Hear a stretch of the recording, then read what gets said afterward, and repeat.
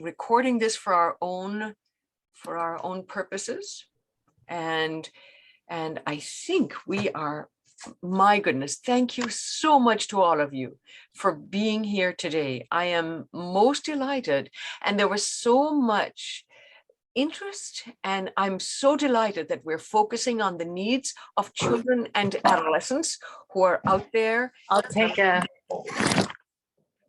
As we begin today, let's and if people can remember to mute themselves, that would be very helpful. very good. Just mute. So, okay. So welcome to the CEC 100th anniversary series in celebration of Elizabeth Farrell and the founding of the Council for Exceptional Children. A special welcome to Dr. Nancy Mather, our speaker today. Who said jardiniere peppers on the sandwiches? Oh, Who's that? I wonder who's Dr. Nancy Mather was born in Ohio and grew up in the Midwest. She lived in Wilmette, Illinois from 3rd grade through high school. She is a Professor Emerita, Department of Disability and Psychoeducational Studies, University of Arizona in Tucson, Arizona. She was a teacher of children and adolescents with learning disabilities, a diagnostician, a university professor, and an educational consultant. She published numerous articles and books and conducts workshops on assessment and instruction, both nationally and internationally. Dr. Mather is a co-author of the Woodcock-Johnson IV and has co-authored 2 books on the interpretation and application of the Woodcock-Johnson IV. Her most recent book on dyslexia is Essentials of Dyslexia, Assessment and Intervention. She is currently working on Tests of Dyslexia, a comprehensive measure designed to identify individuals with dyslexia. Thank you so much to Nancy and to all of you for taking time to be with us today, and we welcome you to Illinois and to our 100th anniversary series. Thank you, thank you, thank you, Nancy. Great, thank you. It's nice to be here. I have my Chicago Bears glass right here, okay? My father was actually a Bears coach.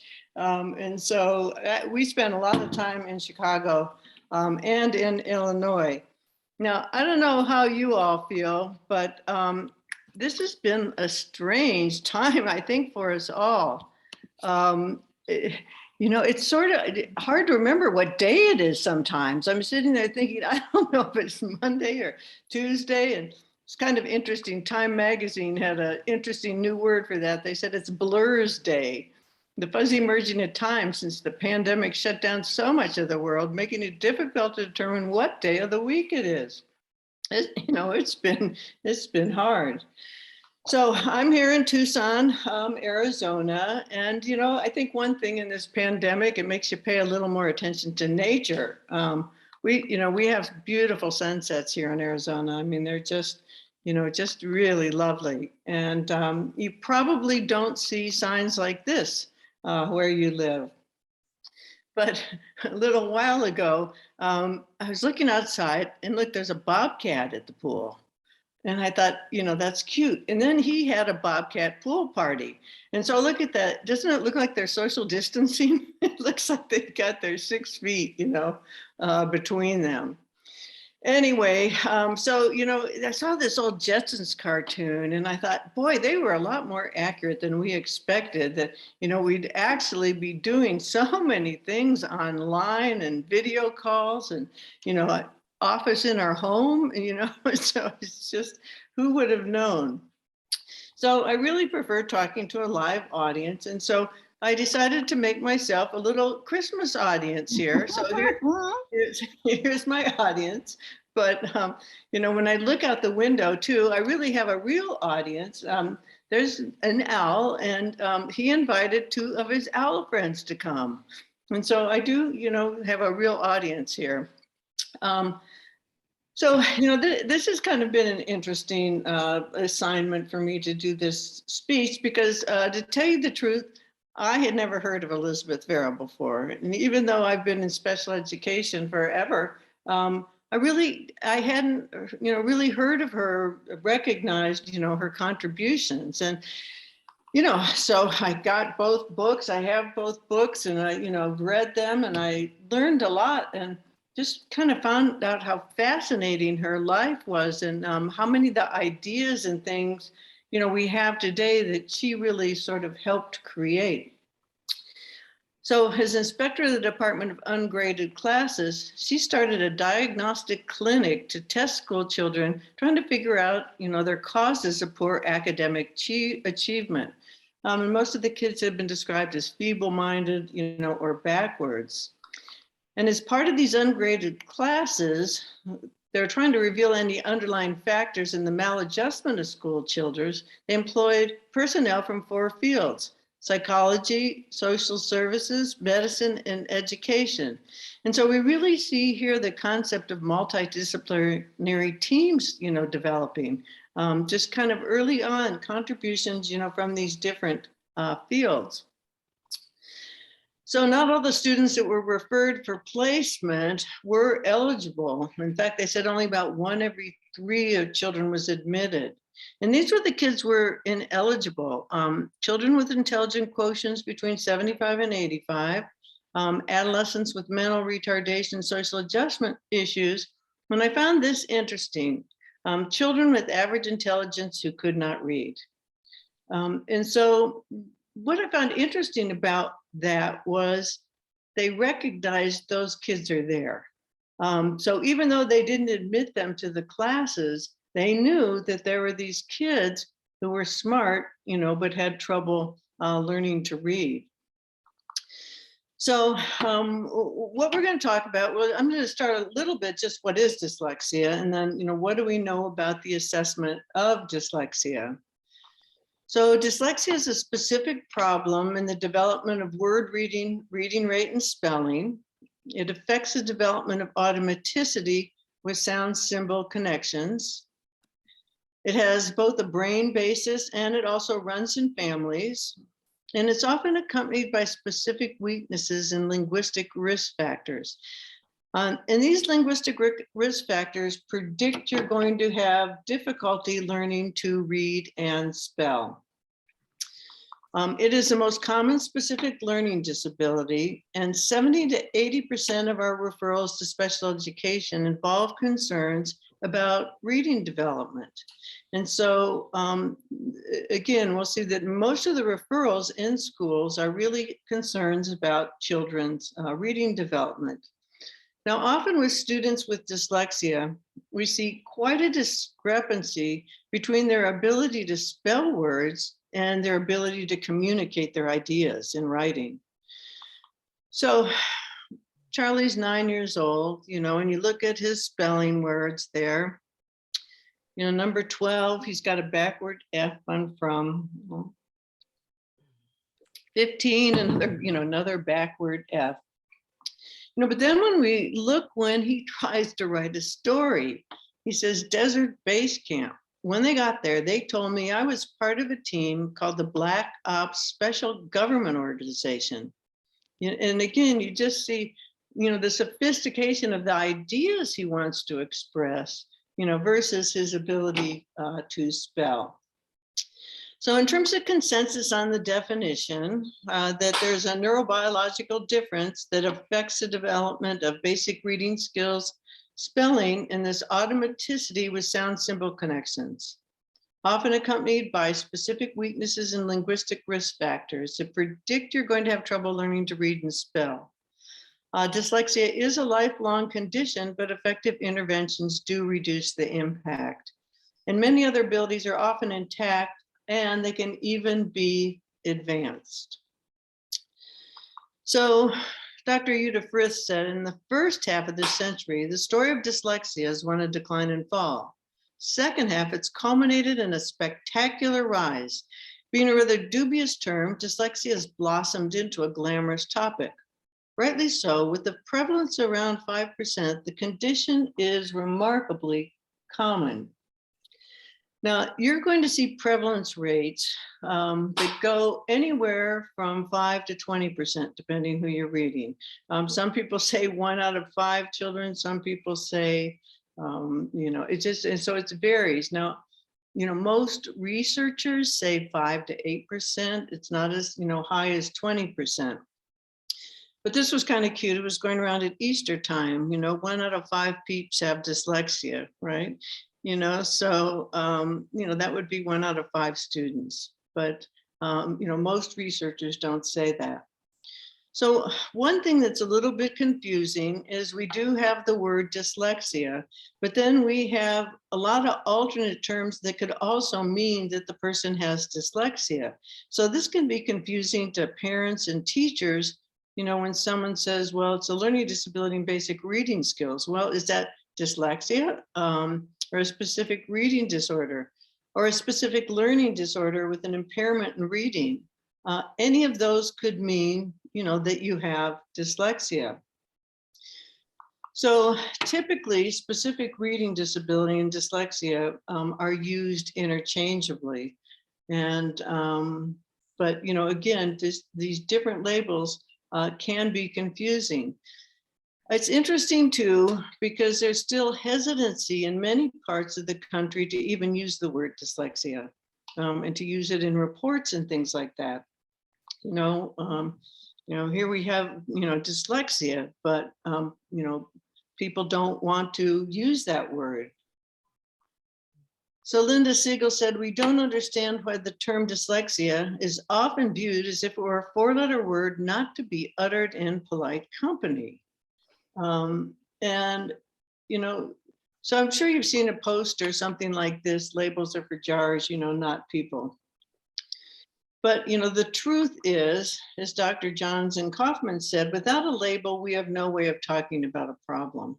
And so if we don't have labels for things, we really can't accurately describe a problem. And so in the school, you may use a term like a learning disability in basic reading skills, but invariably a parent is going to say to you then, well, does that mean he has dyslexia? Because that's what, parents hear. So this was Newsweek several years ago, more recently, Time magazine. And so this is what the public sees. They see, the word dyslexia.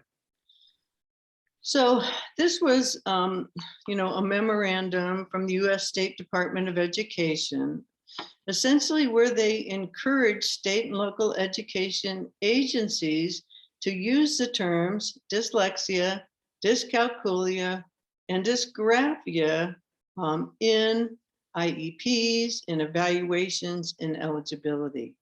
And so they just go on and say they encourage states to review their policies so they don't prohibit the use of these 3 terms. And so essentially the government was giving us permission and saying, please go ahead, and use these. So we do know that dyslexia runs in families, and family history is a key risk indicator.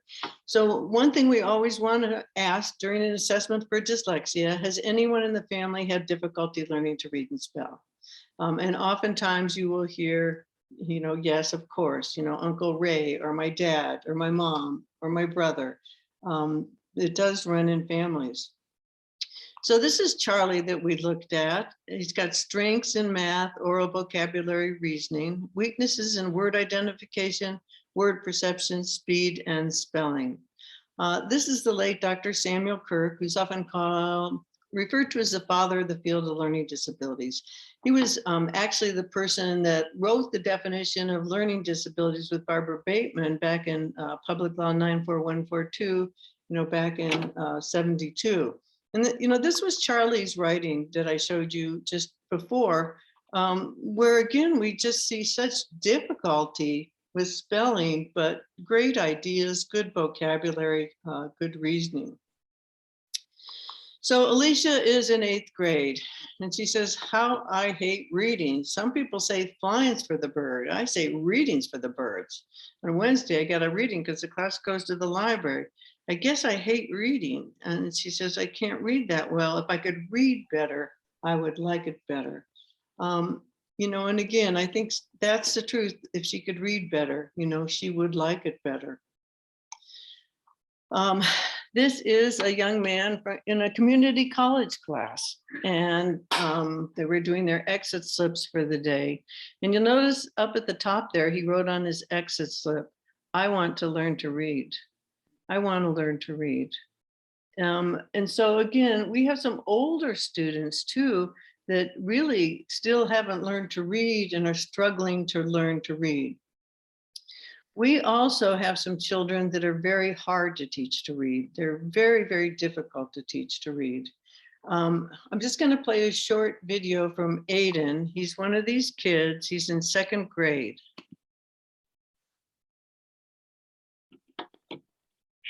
Yep. Hi, this is Aiden Har. I just called this video because I just wanted to tell you that reading and writing is hard for me because I can't put the words down on the paper, even though that I know it. And I try as hard as I can to, but something just won't let it. And it's hard for me to spell words. It's hard for me to also, in reading, to read the words and read the big words because I can't see the whole entire thing and I gotta go like at, it, the. And it's just pretty hard for me, and Miss Bradley and all the people that have been working with me has been trying the best they can, and Miss Bradley has been a big help. She's trying the best she can by getting me books on her computer that can read to me and giving me stuff that will just show that word. And so as Miss B, I just wanted to tell you that reading and writing is hard for me because every time the words just get me, like they beat me and I don't get them. And in writing and reading, I feel left out because all the other kids are like writing that and writing this, and I'm just stuck on one word trying to put it down. And I'm still like on the first page trying to sound a word out. So I feel left out. And I feel like I'm just not normal or like everybody else. And I thank everybody that's trying to help me. Thank you, because I really needed all the help, Miss Bradley, and the people that are trying to help me. So I made this note. Thank you for watching this video. We'll hear a little bit more from Aiden, but a couple of years ago when I was in Tucson airport, you know, I saw this young man and he's reading Harry Potter, and I thought, he looks like Harry Potter a little bit too, you know, and I thought, you know, this is what we want for all our kids, just to be able to lose themselves in a book like this and, you know, close out the entire world and just get lost in the book. Bet said back in 1936, every child would read if it were in his power to do so.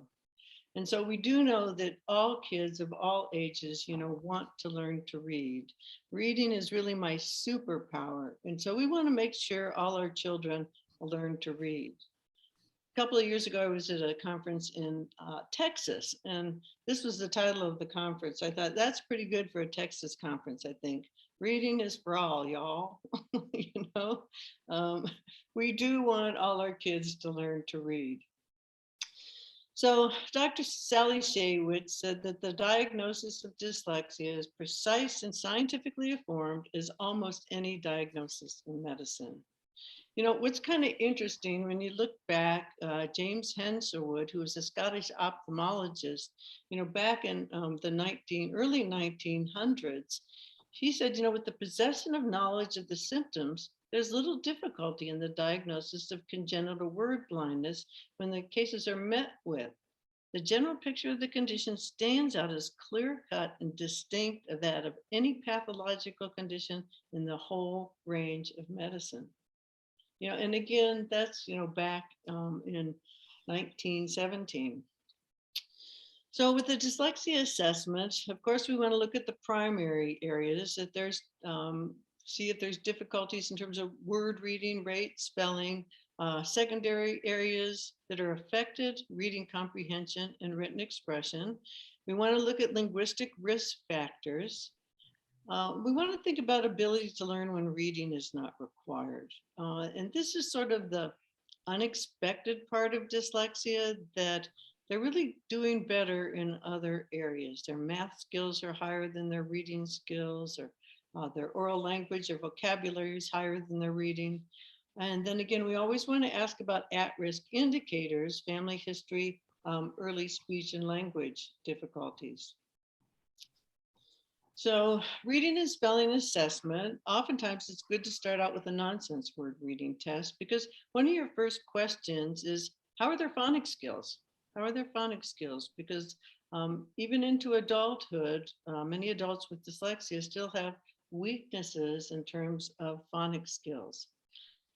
If they're pretty good in terms of nonsense word reading, you don't need to check blending and segmenting in terms of phonological awareness, because you need to be able to blend and segment to pronounce nonsense words. And so you can kind of rule out some of phonological awareness. How accurately do they read? How quickly do they read? How's their spelling? And how does their reading compare to their math and their oral language abilities? So Josh is in 7th grade, and one of the things I always like to do too is administer an informal reading inventory. I like to record it, because lots of times we'll see the same student 2 years later, and then you kind of can listen and see how much progress that they have made over time. So here's Josh reading this passage. Name on your side.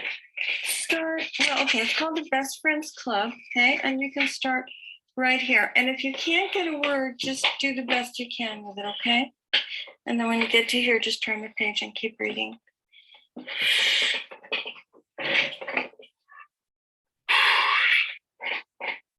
Liz and Harold were best friends. Harold trained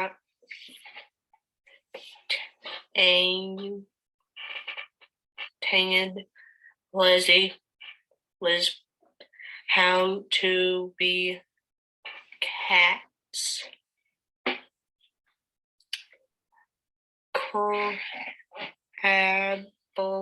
Cabal Liz train how to play run bestest. Okay, here, I'll hold it up. Liz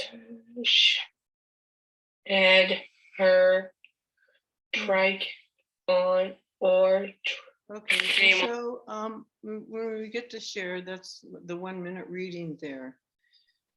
So his word reading is less than 50% accuracy. Can you imagine being in 7th grade? This is 2nd grade passage and having reading skill like this. I mean, a typical 2nd grade student would be expected to read about 100 words correct when reading unpracticed 2nd grade text. And so again, we just see, how far behind he is. So Jan Hasbrook and Jerry Tyndall have compiled new oral reading fluency norms. And so, this handout can kind of just give you some information about what do you expect at various grades in terms of reading unpracticed grade level text. You can get the full report at this website, and Paula can send you a copy of the handouts if you're interested as well too, so you have access to these links and things. But one thing I found interesting was looking at their original 2006 norms and their 2017 norms, and, you know, kind of comparing them, you know. And what's interesting is that kids are reading a little bit faster than they were back in 2006. But look what happens by the time you get to the end of 6th grade. So it's kind of like, seems like it doesn't make that much difference, you know? I mean, it just kind of makes me wonder if we're just pushing kids to try to go too fast rather than, you know, reading well. But so by the end of 6th grade, we should expect about 150 words per minute. So 50th percentile on oral reading fluency using unpracticed grade level text. That's what you're, you know, hoping for a student. So I got this email from a former doctoral student, but she says, day 5 of kindergarten, after testing her students, the classroom teacher is told a full 1/3 of her class are performing below expectations. As she struggled to explain to a young mother how her child needed extra help on day 5, I witnessed the most insightful response from the mother. She replied, how, with only 5 days of formal schooling, his first time not home, not taking a nap, not playing during the day, can you tell he's behind? He's still adjusting to a new routine. How can this be a good thing to put children through their first week of school? Teacher replied, no one said it was a good thing. You know, but it just, you know, reminded me this little bit of this, you know, quote from Dr. Jan Hasbrook, where she says, accuracy is first, foremost, and forever the foundation of fluency. So we don't want to ask children to go fast until they're accurate. And so we want to make sure first that they have accuracy before we ask them, you know, to go quickly. We also want to look at the child's spelling. Okay, Ethan's in 5th grade, and, you know, you look at his spelling here, people, that's pretty good, isn't it? People, you know, any, gallon, you know, etc. And then, you know, we have some twice exceptional students. Aaron is brilliant. You know, he's in 6th grade, but you look at his spelling in this passage, you know, mystical creatures. Hi, my name's Fred. I'm the most unique mystical creature on the planet. I can travel through time dimensions. Got the body of a gargoyle, the wings and tail of a dragon. Mansion I live in is called the land of mystical creatures. One day, me and my wife talked about doing some time traveling. We didn't know where we wanted to travel. We looked at the maps we had. Here's when I heard Julie call out, what is it? I asked. She brought it over and it read Planet Earth. I thought about it. I realized we'd never visited this planet. And that's when the trouble began. You know, and so you can see how cohesive this is, what great ideas he has, but you look at his spelling, you know, I mean, simple words like we, W-E, and when, and, you know, just again, this is so difficult for some students. Monroe talked about in 1932, the children of superior mental capacity who fail to learn to read are spectacular examples of specific reading difficulty, since they have such obvious abilities in other fields, you know? So these kids are, you know, fascinating. And she described this girl, Betty. She said, Betty represents a case of reading retardation in a very bright little girl. She's completing the 2nd year in school without having been able to learn to read. When examined, she was 7 years, 4 months of age, mental age of 10 years, IQ 135. Arithmetic measured high 2nd grade. Reading and spelling measured very low 1st grade. She had an engaging manner, learned many ways of diverting attention from the fact she could not read. When the reading tests were presented, she pushed them aside and said, let's don't do any reading. I know some arithmetic games that are lots of fun. When finally persuaded to attempt the test, she showed considerable emotional tension, clearing her voice, saying ah several times before attempting each word and flushing over her obvious errors. So again, we have these very bright kids who do have dyslexia. And what can be a bit puzzling with these kids too, sometimes they will have average scores in reading. And particularly on reading accuracy. So we have to think about their level of intelligence, what kind of help they've had. You know, maybe they've been tutored after school 3 times a week since they were in 1st grade. what their educational opportunities were, and how the student functions on a daily basis. So Dr. Shaywitz says, there's no one single test score ensures a diagnosis of dyslexia. It's the overall picture that matters. An extremely bright child who has a reading score in the average range, but who struggles and cannot learn to read fluently has dyslexia. So it can be challenging in terms of diagnosing these bright kids who do have dyslexia. So I want to spend a minute just talking about some linguistic processing risk factors. These are various factors that can affect the development of reading and spelling. They predict you're going to have problems learning to read and spell. Some of these are more trainable than others.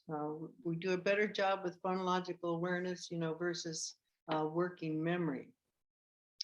So these are just some examples of linguistic risk factors. Phonological processing, orthographic processing, rapid automatized naming, processing speed, working memory, visual verbal paired associate learning. I'm just going to kind of run through these quickly. So the two most important phonological awareness abilities for early reading and spelling are sound blending, which provides the basis for learning phonics, and then segmentation, which provides the basis for putting sounds in order when you're spelling. And so with younger kids, you want to make sure that they can blend and they can segment. Now for older students, the most important phonological processing abilities are the phonemic manipulation tasks. Okay, so deleting sounds, substituting sounds, adding sounds. And these are cognitively more complex because they also require working memory. You've got to hold the word in your mind. You've got to juggle it a little bit. You got to think about taking off a sound at the front or the back and changing sounds. And so these, again, are more important for the older students. So examples of phonemic manipulation tasks, say cart without the t, say at with the k at the front, change this in sun to and the most difficult are these reversal tasks where you've got to say the sounds in a word backward. And so if you think about trying to say the sounds in the word enough backwards, that's hard and it really doesn't help to look at it, right? But if we say enough backward, it's funny, but you can see how difficult that is. So one of the things we need to do in assessment is go beyond phonological awareness. And some states have a single deficit model, and they suggest that difficulties with reading stem primarily from poor phonological awareness. The International Dyslexia Association definition emphasizes phonological awareness. Many state definitions in handbooks emphasize phonological awareness, and they don't talk about anything else. They don't talk about other abilities. So the phonological deficit view that's dominated the field for years is inadequate for explaining all cases of reading disorder. And perhaps it's important, has even been, overstated.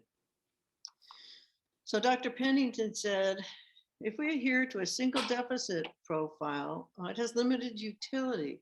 And if we only use poor phonological awareness as a criterion for dyslexia, we're going to miss about one half of the cases. And so again, we've got to think about other things besides and in addition to phonological awareness. One area that's been overlooked quite a bit, is orthography. I mean, the role of orthography in dyslexia. I've been thinking about this for the last 30 years or so, but just kind of wondering, how is this a phonological processing problems when you have students that spell words exactly like they sound? How can this be a problem with sounds? Spence is in 5th grade, and you look at his spellings here, fantastic, amazing, colossal. I love this next one, energy efficient. Isn't that great? Energy efficient. I mean, it's just perfect. Impervious, healthy, glorious. And, we really can see, he doesn't have difficulty with sounds. So we have phonology, the sounds of the language. We've got orthography, the marks of a writing system, including the spelling patterns. And really dyslexia can be caused by both. And what happens sometimes, it might start out as a phonological awareness problem, but then it becomes an orthography problem. And so it really can be both. Dr. Berninger talked about her definitions of orthographic coding, orthographic image. So the visual representation specific to words, orthographic coding, representing a printed word in memory and be able to access the word, a letter cluster, a letter, and then an orthographic image, or sometimes these are called visual orthographic images, being able to represent a specific, written word in memory. Ambrose Bierce said that orthography is really the science of spelling by the eye instead of the ear. And, I think there's some truth to that because, how do you know the correct spelling? How do you know rain, rain? How do you know which one's right? Soap, soap. They both say soap, they both say rain. And so you can use phonological processing to sound out the word, figure it out, but it's not sufficient for identifying the correct spelling. You can only do that with your eyes. And you've seen it enough times, though, then which one, is the correct spelling. I love this little guy. He's in 3rd grade, but, he's writing these words, but that's supposed to be chirp, that first one. And he says, it needs a vowel. It needs a vowel. But again, that's just good awareness. He knows there should be a vowel in there somewhere, but I don't know, where it goes. And then Spence, by the time he's in 5th grade, if we just look at the last 2 lines of this, passage, she called the police because the man behind turned on his high beams again and again, again and again. So, BD reversals, look at again there. He's got again spelled 4 different ways on the line. He doesn't know because is one word. And, what was sort of cute about Spence was, though, he finally learned how to spell the word police. And it did not matter what he wrote every day, the police came into the story. Here come the police, he said, I finally know how to spell a word. He was so excited. He was like, I know how to spell a word. And so even his math problems were 54 police plus 75 police are, he's like, I know how to spell a word. This is kind of funny, isn't it? Look at this. This is Alexa sitting in front of Starbucks, but this person has to have dyslexia, I would think. No, so this is a 3rd grader, and she does total mirror writing. And I've only seen 3 cases of this ever in all my years of looking at kids with dyslexia. We had one college student, he could write 3 times faster backwards and forwards. And so he'd take all his notes backwards, make himself write forward, but it was much, harder for him. I was at a conference once and I was talking about this, and this woman comes up at the break and she says, well, you ought to see what I can do. And so she wrote simultaneously with her right and left hands at exactly the same speed. And she says, I can write faster backward than forward. My brain allows me to do it. When I was little, I had reading and writing problems. Now as an adult, I have trouble with speed and spelling, which again is lots of times what we see in our adults with dyslexia. So another linguistic risk factor is rapid automatized naming. And so here we have Danny doing a RAND test. He's not happy about it. Oh, Go ahead and mark. just this one, okay. And mark. Get set, go. 6, 4, 7, 9, 2, 4, 6, 7, 2, 9, 7, 9, 4, 2, 9, 6, 4, 2, 7, 6, 4, 6, 7, 4, 7, 9, 2, 6, 4, 9, 4, 9, 7, 2, 6, 9, 7, 4, 7, 6, 2, 7, 4, 9, 2, 4, 2, 6, 4, 2,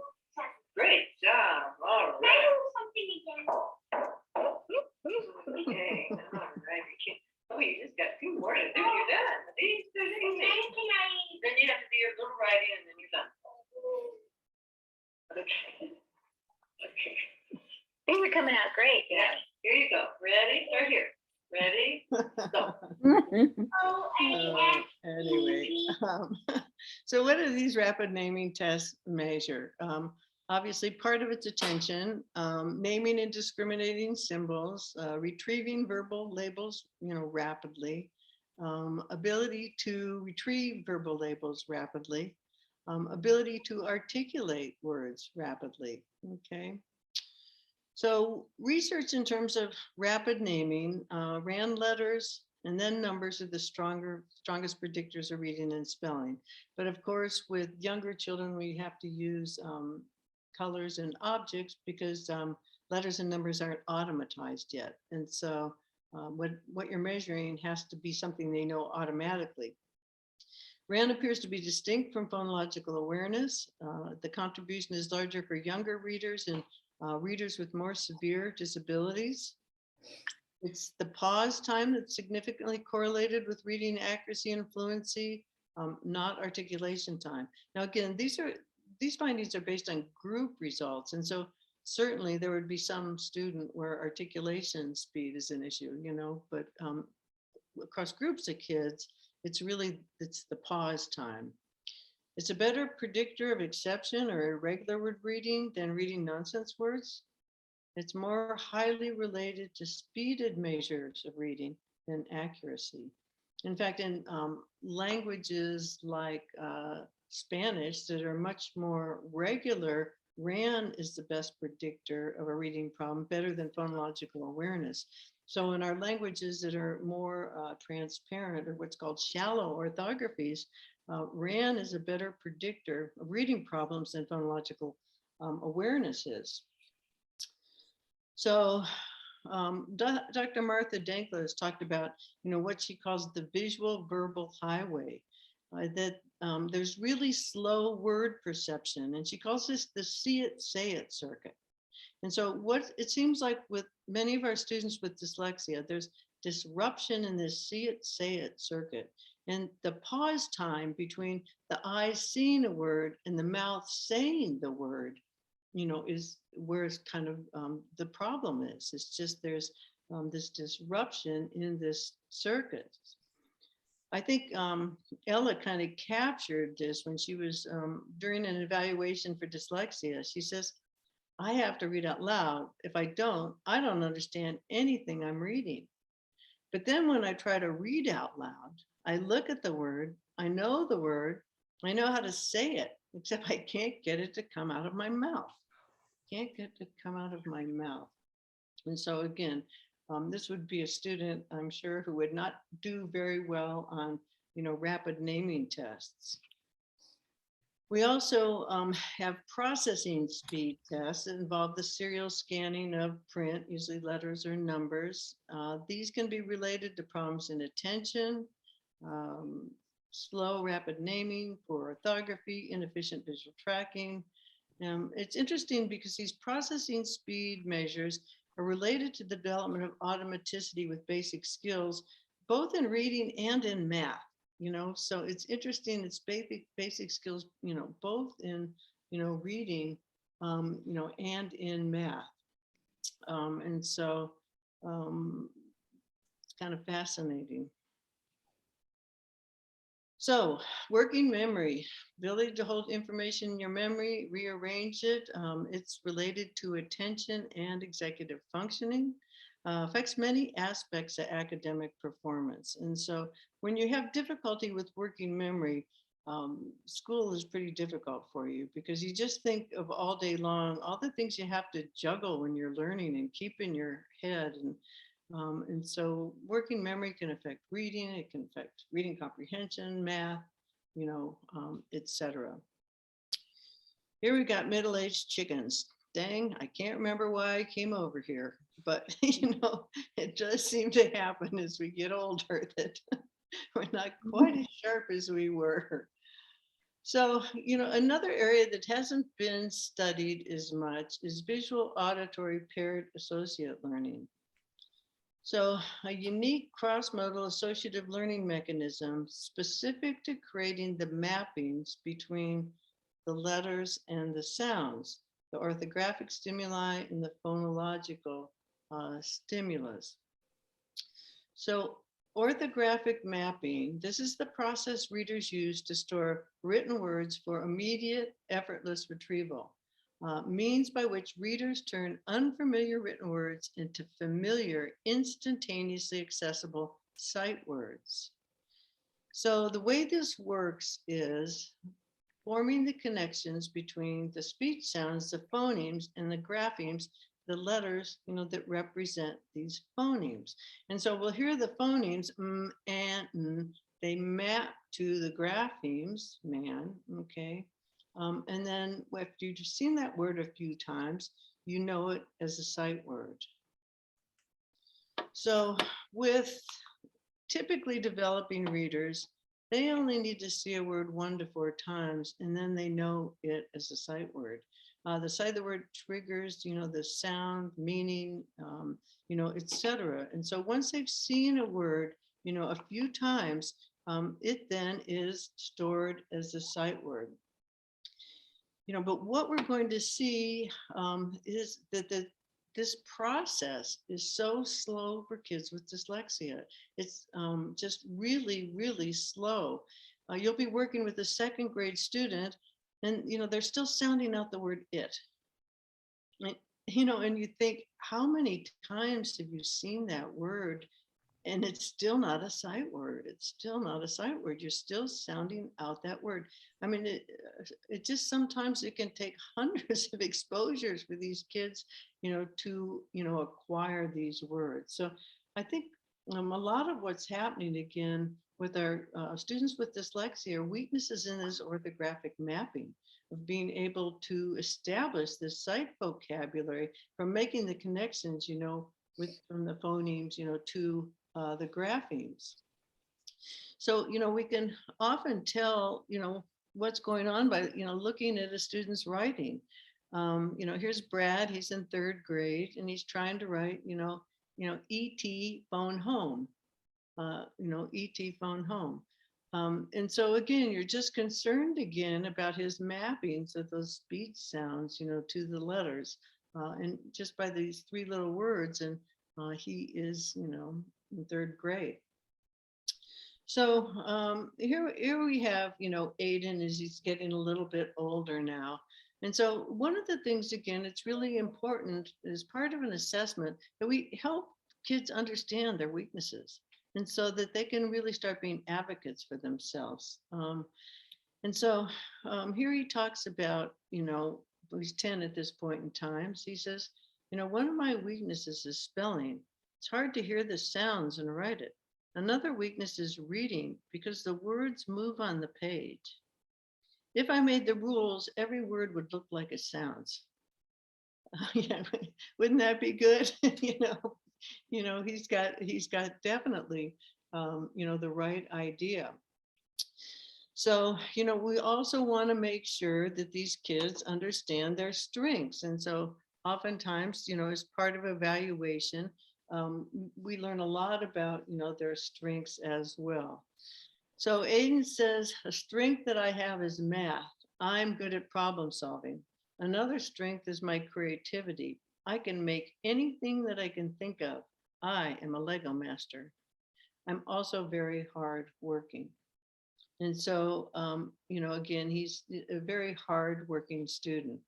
So one of the things I found kind of fascinating about Elizabeth Farrell were that her ungraded classrooms were really designed to focus on the kids' strengths.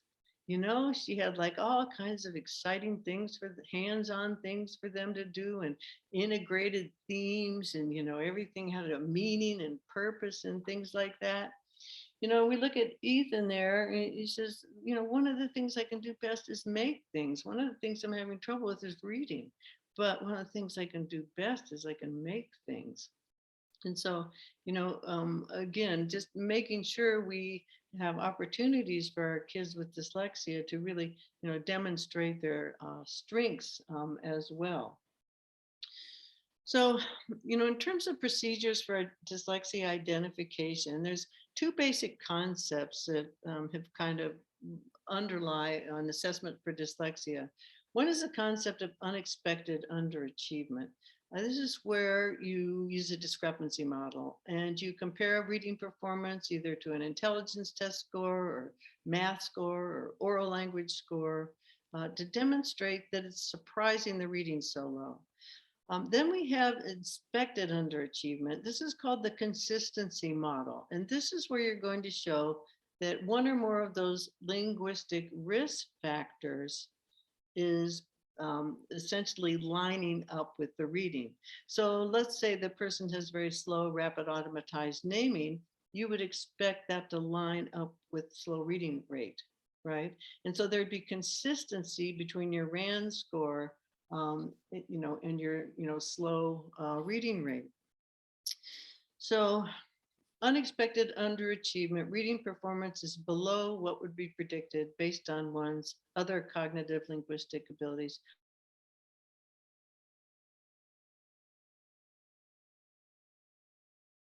It's interesting because about half of the states now still use a discrepancy model for learning disability identification. And so it hasn't gone away. It hasn't gone away. So it, kind of still widely used. So when Elizabeth Farrell thought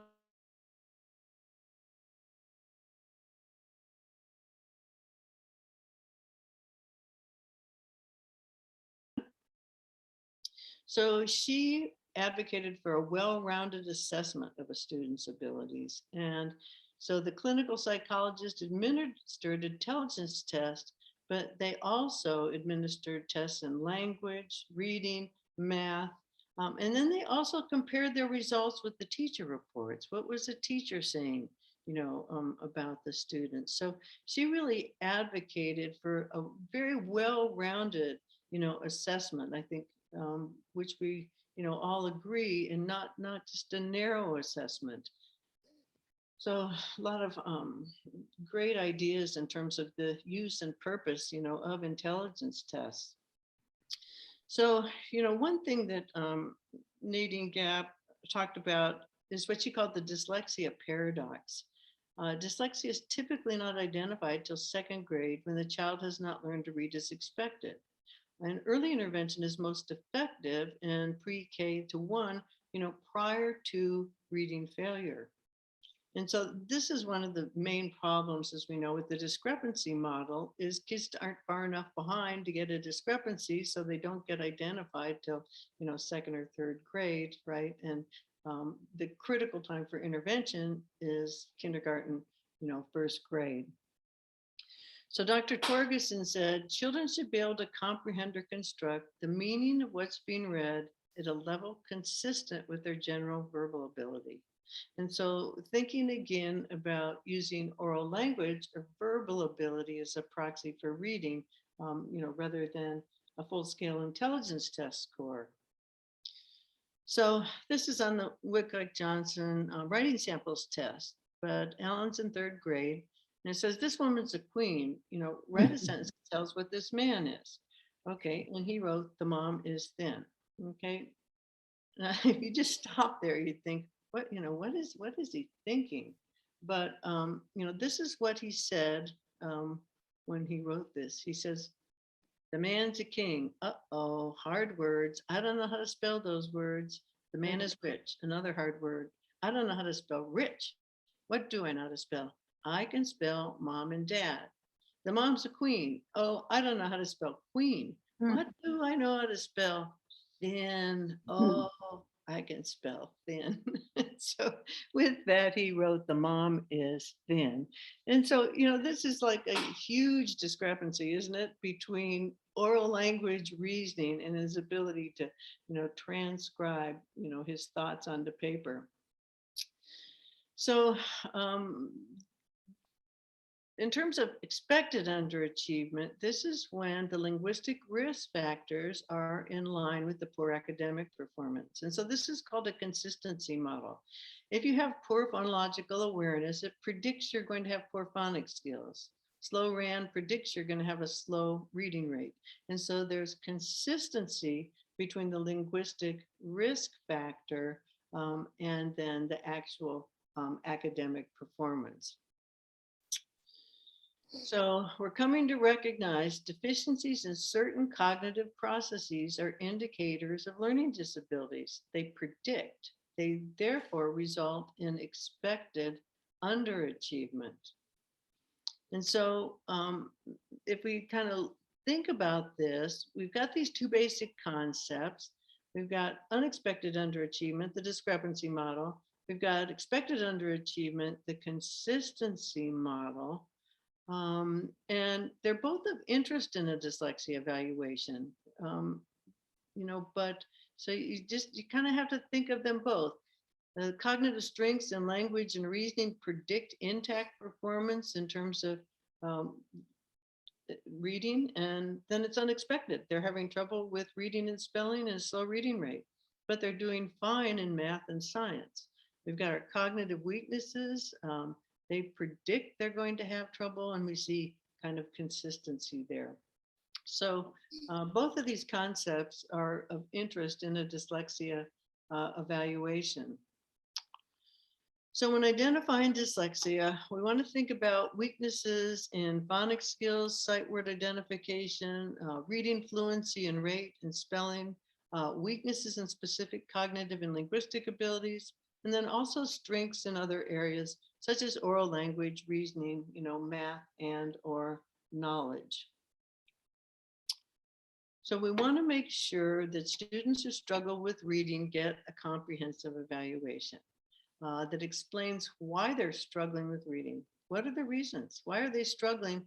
Where are they developmentally? What type of instruction do they need? Where do they need help? And really specify again, they need a structured phonics program, or they really need to work on their reading fluency and rate, or vocabulary, etc. But we want to make sure our kids get comprehensive evaluations. So Stenger and Donahue said back in 1937, if these tests will give us a basis from which we can start to understand a child's difficulties, they'll have justified the time spent on them. Anything which helps educators or parents to understand any phase of development or lack of development is of immeasurable value. That was back in 1937, and so if you think about the test instruments that we have today, it's just always amazing how quickly you can learn so much about someone from doing an assessment. You just learn so much about their abilities, disabilities. So in terms of assessment of dyslexia, there's high comorbidity exists between dyslexia and other disorders. And that can also make it complicated in an evaluation. So high comorbidity with attention deficit disorder, language impairment, math disability. So about 40% of kids with dyslexia have another disorder as well. Dyslexia is a neurobiological difference. It can affect an individual of any level of intelligence. You'll sometimes hear people say you have to have average or above intelligence to have dyslexia. That just doesn't make any sense. It doesn't make any sense. If something's neurobiological, it doesn't just affect a certain range of the population. And so you can have a student who has an intellectual impairment and also has dyslexia. Dyslexia runs in families, and so it's always important to ask about family history. There's no one linguistic risk factor that can rule dyslexia in or out. And we have some students who have poor phonological awareness that are good readers. And, and so you might have a linguistic risk factor, but you've got enough compensating other things that it's not a problem. There can't be one of those where you say, it's dyslexia. So dyslexia is still viewed as a specific disability, doesn't affect all areas of functioning, and it's often described as unexpected because there's other areas of functioning that are intact. And so this concept, of unexpectedness, is still relevant, and important. Okay. So Stanker and Donahue said, to be effective, remedial instruction in reading must be preceded by a careful diagnosis. We need to make sure, again, that there's been a comprehensive evaluation.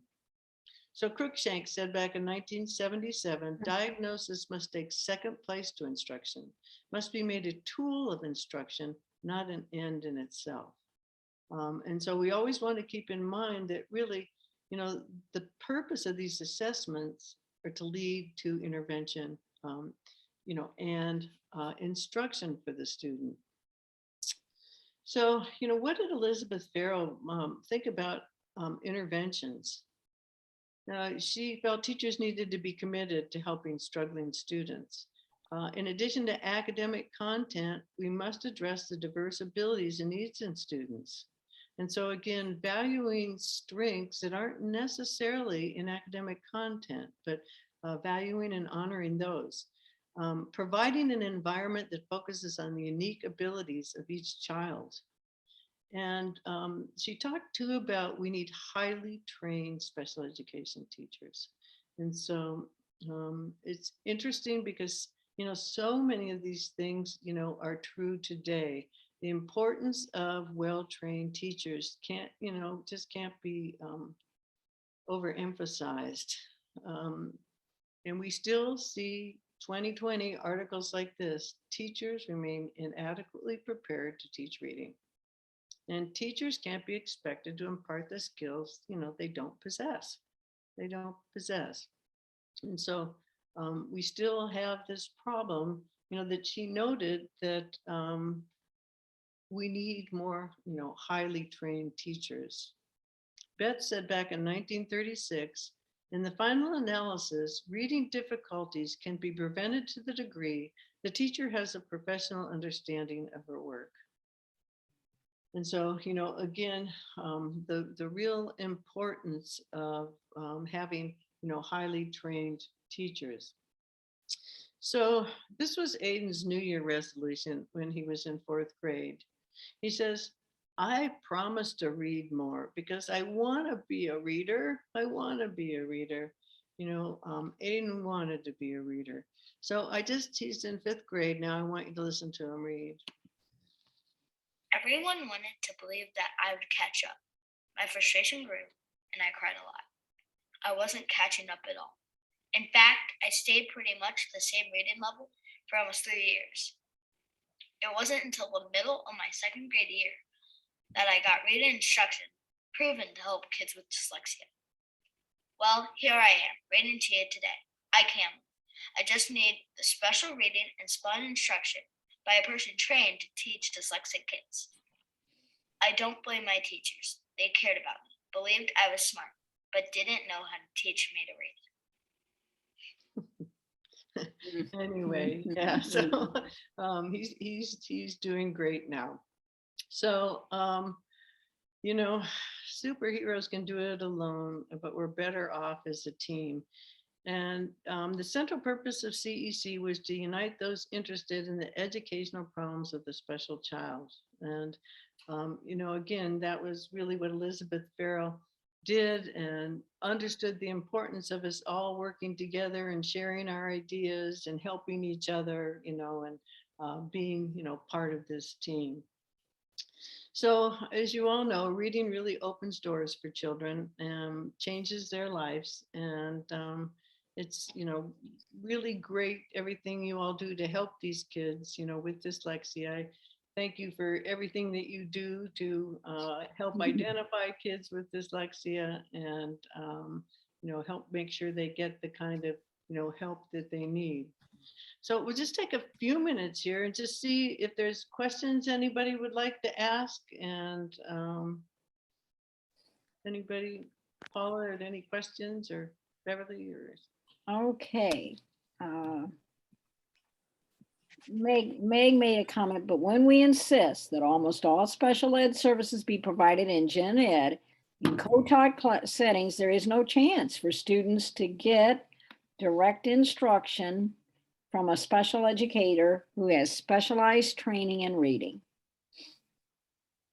Well, that is totally true. And what ends up happening is then the child gets taken to the back of the room in a quiet little corner to try to teach them back there. It just doesn't make any sense.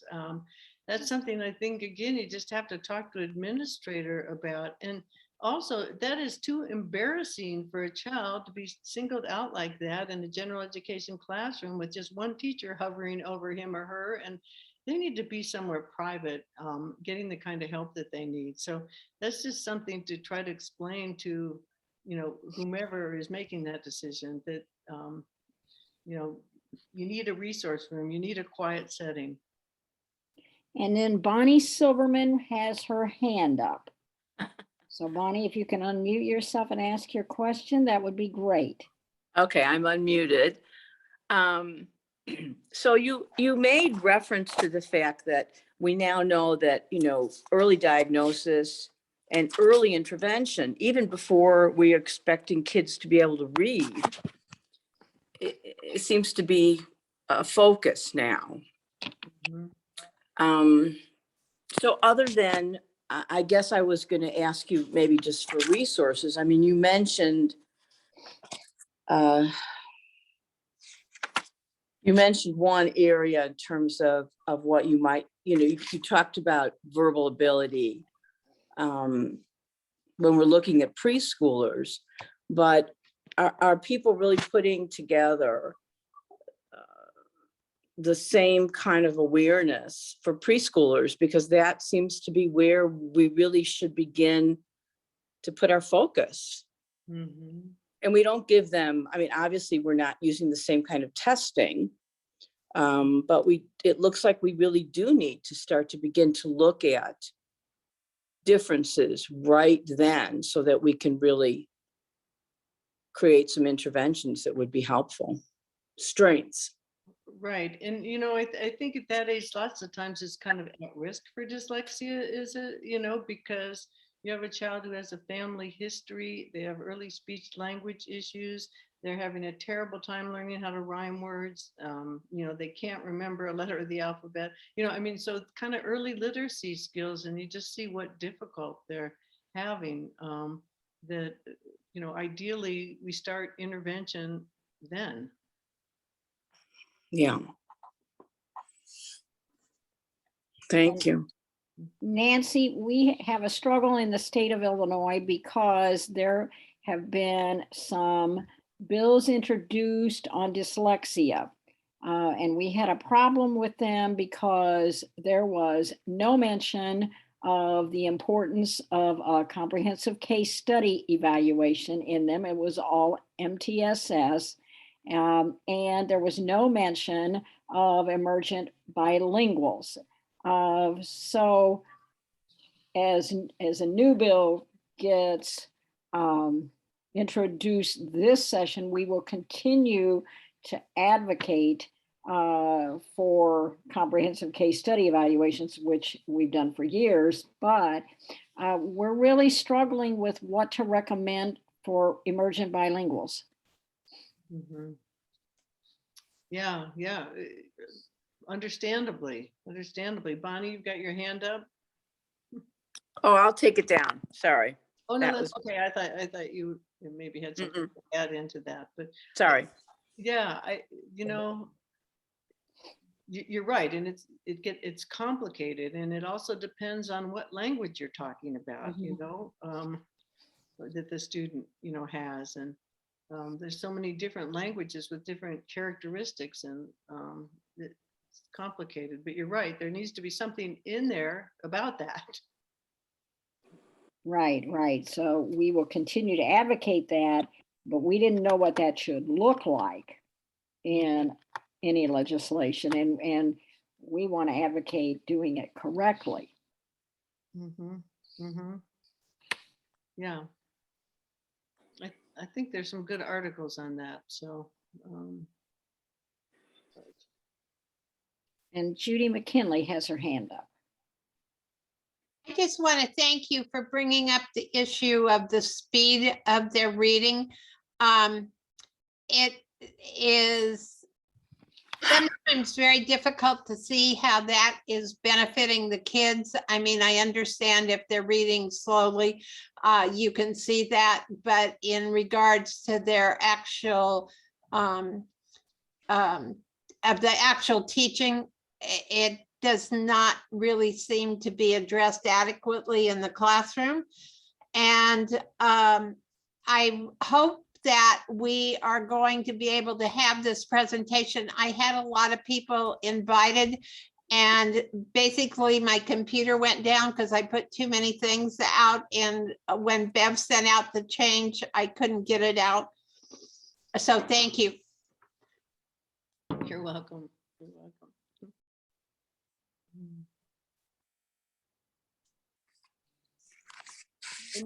Any more questions? And there will be a recording, and Paula will explain that and how the handouts will be handled. Yes. We will use the website, the ICEC website. I trust that, please click into the website. That's the most efficient way, I could say. And then communicate with me one-on-one, and I'll do everything I can. But truly, I think let's rely on the website and also on email to me. And you have my contact information, and I'll do everything I can. You know, I'm even thinking, you know, mailing address, telephone number, you know, I'll do all I can to help out, you know. I just put a link there for a short video from Understood. And there are ways that we can assess children for skills like rhyming that we could pick this up at 4 and 5. We don't have to wait for a reading test. Good. So, you know, this little book on Elizabeth Farrell and the history of special education, it's really worth reading, because it's just, you see how many of her ideas really, you know, are still relevant today. And yeah, you've got your book too. It's like, I won it at the ICEC conference for fall. Yeah. That's great. You know, it's just fascinating, the contributions that she really made, and just her thinking was so ahead of the time.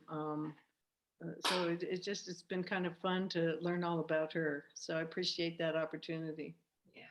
Thank you, Nancy, so very, very much. Excellent. You're so generous and so flexible.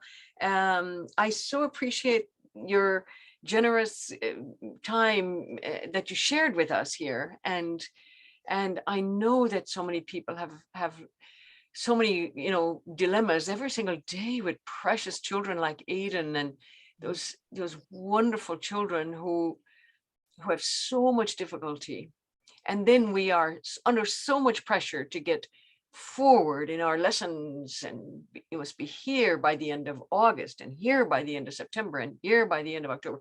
And it's just extraordinary for special educators to try to do all the juggling that they do. The wonderful diversity of children. You touched on so many important things, Nancy. Yes, indeed. And Meg is telling us she's very thankful for your gracious generosity and flexibility today. And the videos are especially lovely. Very, very special time.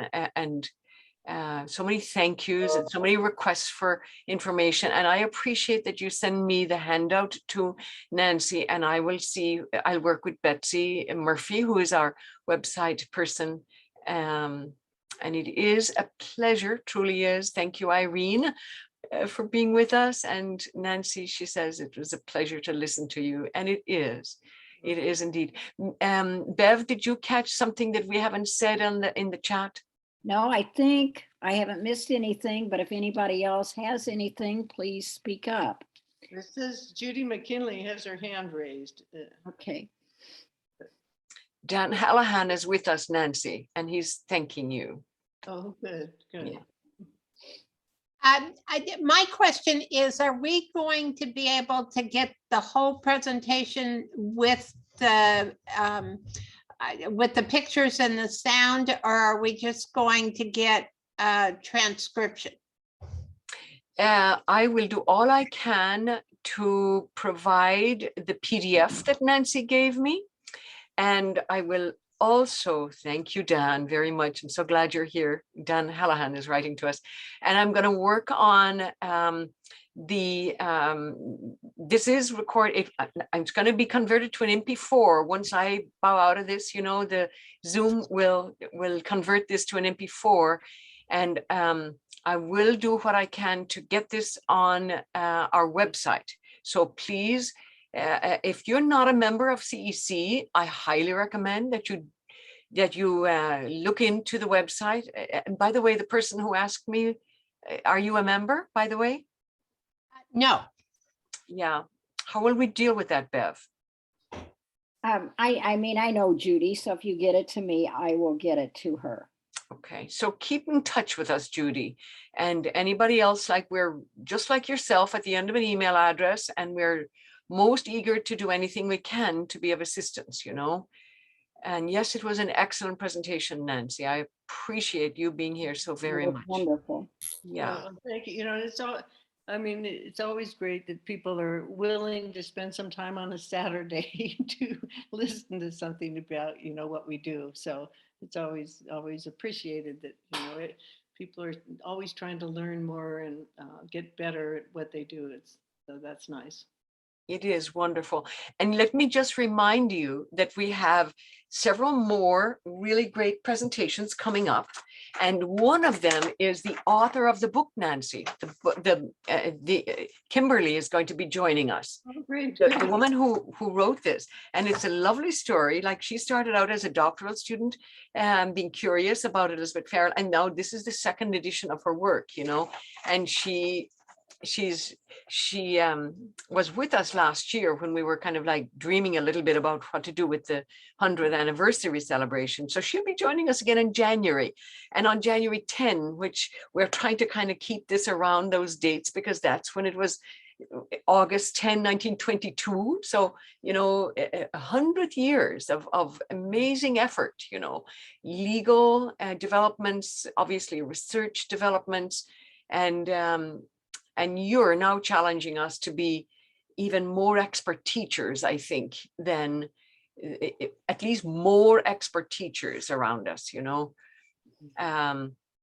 So coming up is indeed Elizabeth Farrell, and then we have Dave Eddieburn will be interesting in February. He's going to talk about technology and indeed how relevant the whole story of technology, past, present, and future in our field. So that's another topic coming up in February. And then March, we have John Lloyd talking to us about continuing studies and encouraging people to continue to, you know, into graduate school. Dan Hallahan will talk with us in April. Dan, you'll be with us on the history of learning disabilities. Indeed, how this connects with our presentation today is a great subject as well. And then leadership and equity and innovations. So watch out for us, please. And the topics that we have coming up are intriguing. And we also have some recordings on the ICEC website. And those of you who are not members of CEC, please do indeed consider joining us. It's a lovely professional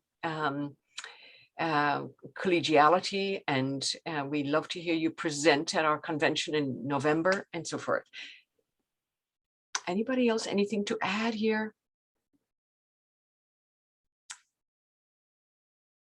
Thank you so much to everybody. And thank you for my wonderful co-hosts, you, Nancy, and Beverly. And thanks for your magnificent flexibility this afternoon across time zones and across all kinds of things in the month of December. And you could be concerned about weather and all kinds of things, but here we are. And we are greatly grateful to you, Nancy. Well, thank you. And Irene, thank you for coming all the way from Chile. So it's That's wonderful. Yeah, thank you for the invitation, Nancy. And now I'm going to prepare my trip because I'm in 1 more hours. I have to go to the yeah. See you. Bev, there was a comment about California teachers. Did you catch that? Or yes, California is having having issues of quality of special education teachers. Yes, because as the shortage increases, hiring is an issue for school districts, and they are hiring people on emergency licenses. Wow. So that's in the state of Illinois too, and probably in many other states, because of the shortages, which are now even worse than they were 2 years ago. So Beverly and all of us, we need to advocate for our field so much today, as much as we have in the past. We have to really, really advocate, because the children's challenges are as real as Nancy showed us on the screen today. The spelling, the remembering, the extraordinary possibility of these children, as well as their extraordinary needs if not addressed, So with that, thank you, everybody. And our work is cut out for us. And I'm sure Elizabeth Farrell would agree for the next 100 years, right? So thank you, everybody. And with that, much gratitude. Thank you. Thank you. Most welcome, most welcome.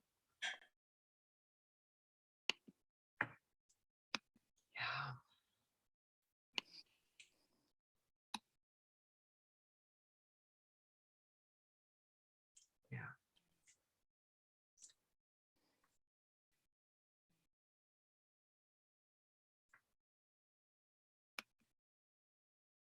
So, bye-bye.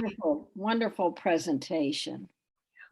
Thank you. Nancy, it was wonderful. Yeah. Well, good.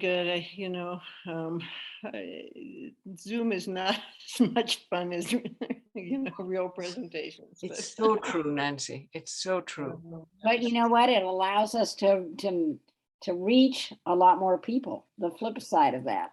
Yeah. That really has. That's true. That's true. So we have to look at the good side of it. Yeah. Okay. All right. Take Thank good care, you. everybody. Okay. Thanks. We'll be in touch again. Bye-bye. Okay. Bye-bye. Thanks. Bye-bye. Bye-bye.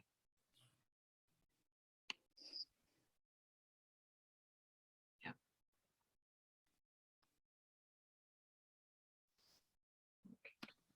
Thank Thank you. you. Thank you. Thank you. Thank you.